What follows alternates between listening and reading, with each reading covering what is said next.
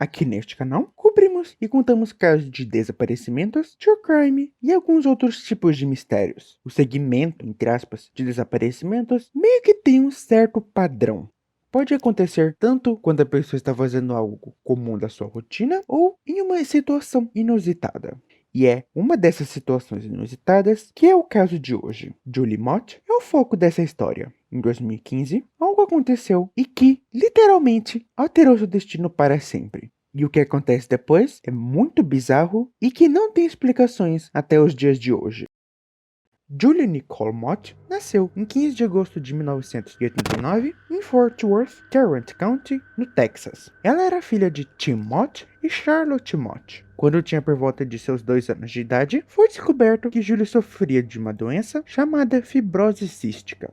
Para quem não sabe, eu mesmo incluso nisso, fibrose cística, ou também conhecida como muscoviscidose, é uma doença genética que faz com que o organismo humano produza mais quantidade de substâncias espessas, como o muco, por exemplo. Esses que são difíceis para o corpo humano de eliminar e que acabam gerando, principalmente, bactérias e germes. Em consequência, isso acaba afetando órgãos como os pulmões, pâncreas e o sistema digestivo. E era, entre aspas, estimado que ela sobrevivesse até os seus 3 anos de idade. Isso porque essa doença é mais complexa na parte da infância. Mas Julie não deixou que aquilo a impedisse de viver a sua vida. Na época da infância, ela fez coisas como outras crianças, como jogar futebol, competir na natação e fazer amizades. Especificamente, ela fez amizades com um grupo de garotas. Quando ela estava com 7 anos, Julie acabou desenvolvendo uma grande paixão por cavalos. E já aos 9 anos, ela começou a ter aulas de equitação, que é onde se aprende o básico, entre aspas, para se montar em um cavalo. Posteriormente, ela começou a competir com eles e também a praticar saltos com cavalos. Foi durante as suas aulas, Julie conheceu quem, posteriormente, veio a ser o seu melhor amigo, o Evan. Mesmo morando em um ambiente familiar muito amoroso, que sempre tentavam fazer com que Julie levasse uma vida comum, ela tinha um vínculo mais especial com sua mãe. Mas, infelizmente, no dia 8 de agosto de 2015, por complicações da fibrose cística, Julie acabou vindo a falecer. Nessa época, ela tinha 25 anos. No dia 15 de agosto de 2015, a nível de curiosidade, ela faria 26 anos nesse dia, foi a data de seu funeral. Ele aconteceria no Mission Park North, em Cherry Ridge.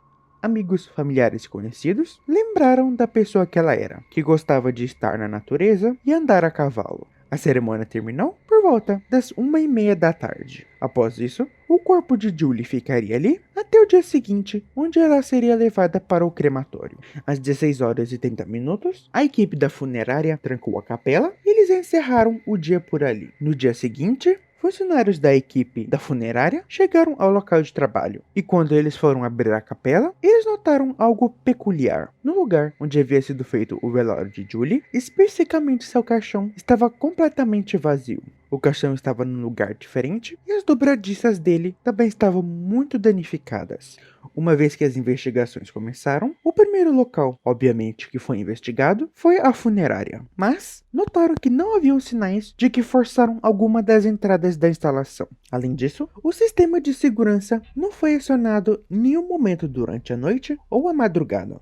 Então, concluíram que o corpo de Julie desapareceu entre o fim da cerimônia e o encerramento do dia da funerária. Enquanto descobriam isso, grupos de buscas e voluntários se juntaram para procurar o corpo de Julie. O dono da funerária, inclusive, o Dick Tips, ofereceu uma recompensa de $20.000 para render informações que pudessem ou ajudar a encontrar o corpo de Julie, ou para que quem tivesse feito isso fosse preso.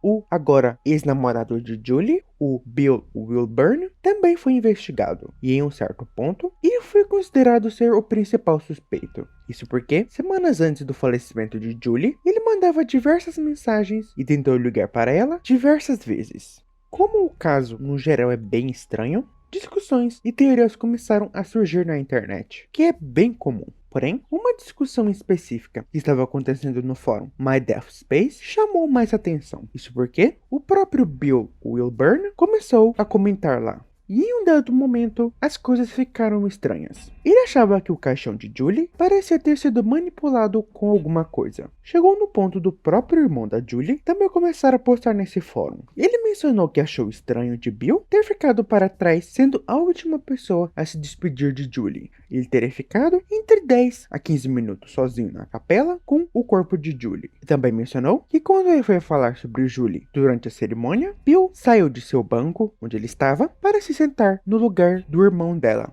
como se ele fizesse parte da família, coisa que o irmão enfatizou, dizendo que ele não é. E ele também lembra de que o pai dele avisou a um dos funcionários de que Bill, de alguma forma, pudesse roubar alguma coisa, e que era para eles ficarem de olho em Bill.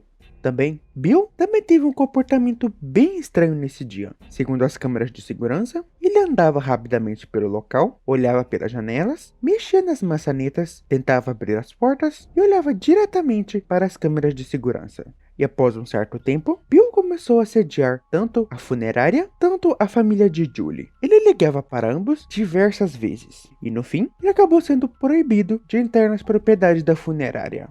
Mas, em 2016, ele acabou violando essa regra e acabou entrando lá. Bill foi preso e, posteriormente, condenado a cumprir 2 anos de prisão. Outras pessoas suspeitas foram o dono do Mission Park, o Dick Tips e Christine, a sua esposa. Descobriram que a empresa havia contratado o serviço de motuário de Bayer Beitel, que, a nível de curiosidade, não tem uma boa reputação. Por exemplo, teve uma ocasião em que eles simplesmente perderam e trocaram o corpo de uma mulher chamada Beatriz Garza. E mesmo depois de receber um processo e saber do que isso aconteceu, a Mission Park ainda assim decidiu contratar serviços deles. Sabemos que, no dia em que o corpo de Julie desapareceu, funcionários da Bayer Beitel tiveram autorização de entrar nas instalações mesmo após o encerramento do expediente. Mas mesmo com essa informação, eles não foram acusados de ter envolvimento no caso. Porém, a família de Julie processou a empresa e, no fim, eles ganharam 8 milhões de dólares. Uma ação civil foi feita, dizendo que eles haviam sido negligentes quanto ao corpo de Julie. E foi em fevereiro de 2018, em menos de 2 horas de deliberação, que eles foram culpados de tal fato.